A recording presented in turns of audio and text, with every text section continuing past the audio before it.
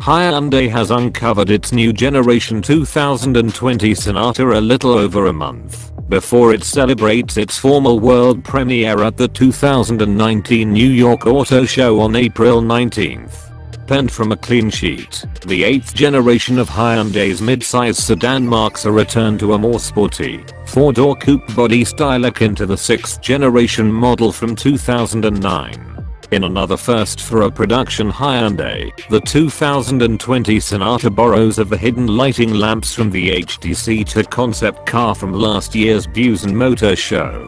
As the Korean company puts it, the hidden lighting lamps appear to be of a chromic material when switched off, and become dramatically lit when turned on to serve as daytime running lights.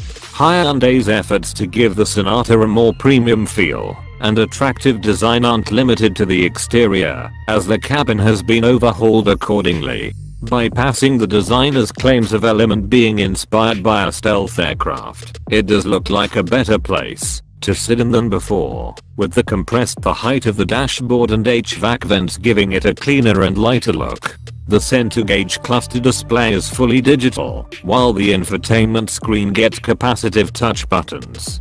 Sales of the new Sonata will start worldwide in the second half of the year.